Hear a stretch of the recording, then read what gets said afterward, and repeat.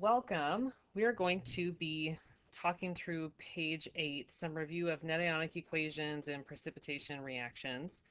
And here at the top of page 8, you're going to see some things that you need to know in order to be able to successfully write these net ionic equations. You need to know the charge and formula of some common polyatomic ions. You need to know the charges of some common monoatomic ions, like for example, that when magnesium forms an ionic bond, it will always form a +2 charge. Silver will always form a +1 charge. Aluminum will form a +3. So the ones that are highlighted are the ones that you should know. And then you should also know your solubility rules. And there are 5 solubility rules, but those first 2 that I've starred are the most common ones, so they're the most important ones to know. So any compound containing nitrate will be soluble, any compound containing alkali metal will be soluble. And when we say soluble, we mean aqueous. Okay, they're going to dissolve in water, so you put an AQ next to it. If something is not on this list of soluble things, then we assume that it is insoluble, so we're going to label it as a solid. And you want to know the formula and charges of these polyatomic ions, so quiz yourself on this. If you're not feeling confident, make some flashcards, do something to try and learn these ions, quiz a friend, have them quiz you. And we need to know the charge of these ions so that we can write chemical formulas correctly. This should actually say formula here, not equation.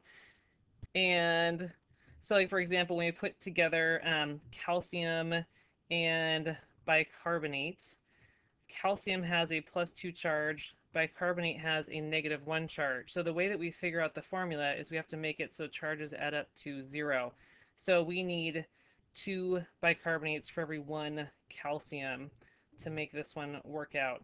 And then notice at the end I went back and erased the charges because now that we've put them together in the right ratio, now overall it's neutral.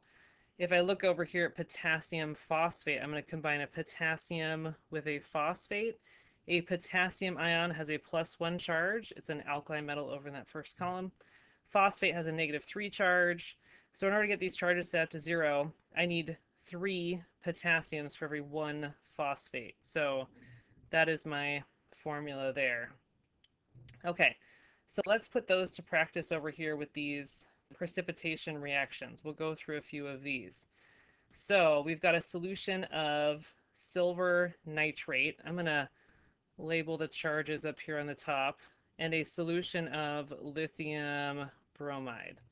So silver nitrate, we got a +1 and -1 charge, so we don't need any subscripts here. There's just 1 silver for every 1 nitrate. Same thing with lithium bromide. We can just have 1 of each. Okay. And when you have 2 aqueous compounds reacting, then what's going to happen is they're going to follow this kind of double displacement pattern where the metals are going to swap places with each other. So the lithium is now going to go with the nitrate, and the silver is now going to pair up with the bromide. And we know that lithium is +1, nitrate's -1, so no subscripts needed here. We also know that silver is +1 and bromide's -1, so no subscripts. Cool. Now we want to label the states of matter. So looking at our solubility rules, if a compound contains a nitrate, it is soluble. Also, if it contains an alkali metal, it is soluble. So 2 reasons to call this one soluble. Silver bromide, it does not contain a nitrate or an alkali metal. It's not on my list of soluble things, therefore it is insoluble. So the net ionic equation, what you're going to do is you're going to break apart the ionic compounds that are soluble. So on the left, your lithium bromide and your silver nitrate, really, they exist as separate ions in solution, because that's what ionic compounds do when they dissolve. Over here on the right, lithium does the same thing. It splits apart into separate ions. The silver bromide, though, they are a solid, so they did not dissolve, so they're going to stay stuck together. And then you look for what we call spectator ions. These are ions that do not change throughout the course of the reaction. So in this case, it's our lithium and our nitrate that are spectators. So overall, your net ionic equation just shows the substances that are changing. Okay, that are actually, yeah. So it's basically like you're simplifying the reaction. You're getting rid of the stuff that shows up on both sides. All right, let's look at one more. We've got sodium phosphate. let's write the ion charges up here actually. Sodium and phosphate, and then zinc, which has a +2 charge, and nitrate. All right, so sodium has a +1 charge, phosphate has a -3 charge, so we need 3 sodiums for every 1 phosphate. The problem tells us that it's a solution, so that means it's aqueous. And then zinc has a +2 charge, nitrate has a -1 charge, so that means we need 2 nitrates for every 1 zinc, and this is also aqueous. And then we're going to do a double displacement reaction, which means the sodium and the zinc are going to switch places. So whenever you have 2 aqueous compounds as your reactants, assume it is a double displacement reaction. So now your zinc goes with your phosphate, and your sodium goes with your nitrate. So what I'd recommend is first figuring out who pairs up. So zinc goes with phosphate, sodium goes with nitrate, and then stop and look at the charges. So we said earlier that zinc was +2, phosphate's -3.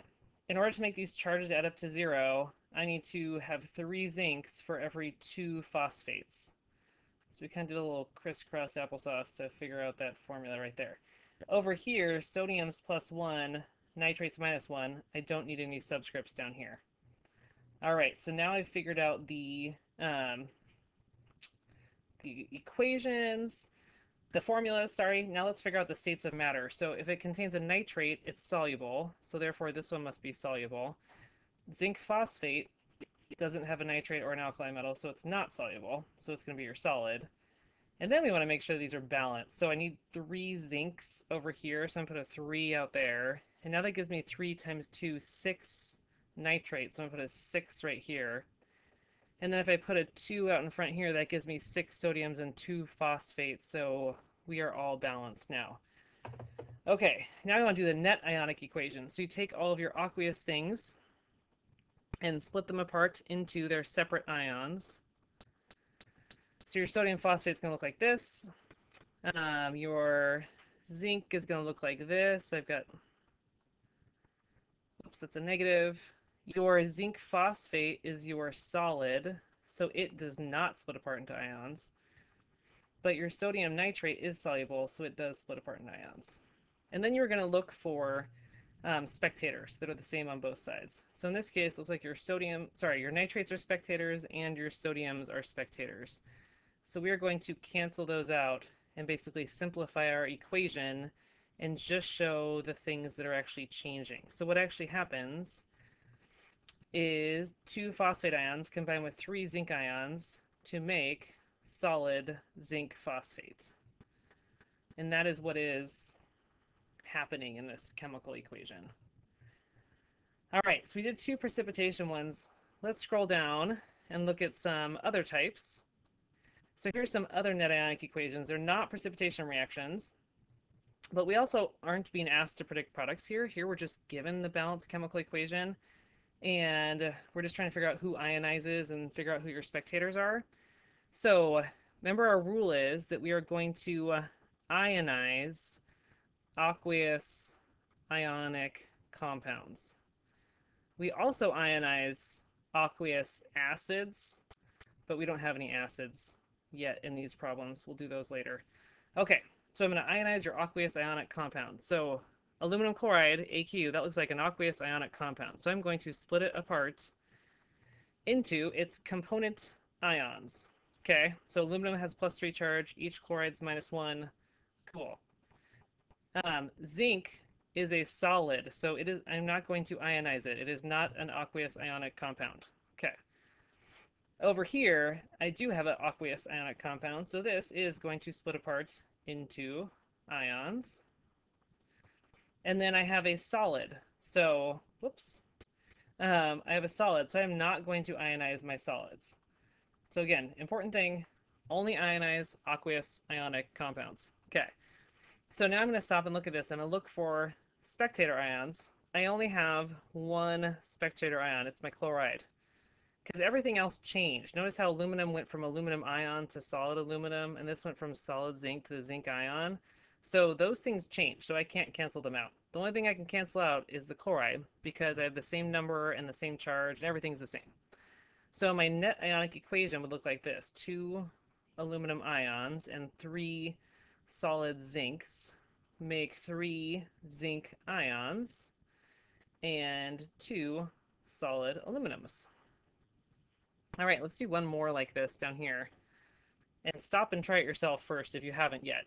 So pause this video, try it yourself. Okay. Now that you're back with me. Okay, now we're going to ionize the ones that are aqueous. That's this one and this one here. So I'm going to ionize, split this one into ions. So I got 2 potassium ions, 2 iodide ions. And then I've got liquid bromine. So it's not aqueous, not going to ionize it. Over here, I've got 2 potassium ions, 2 bromide ions, and I've got solid iodine. So it's not aqueous, not going to ionize it. So now I'm going to look for who is exactly the same on the left and the right. And there's only one thing that's exactly the same on the left and the right. That's your potassium ions. Everything else changes, like the charge of iodine changes, the charge of bromine changes. So your net ionic equation will show the things that change. So it's going to end up looking like this. So again, with net ionic equations, the rule is you ionize the aqueous ionic compounds, and then you just are trying to simplify. So you look for things that are exactly the same on the left and the right, and those things you can cancel them out. Whatever's left is your net ionic equation. All right, thanks for listening.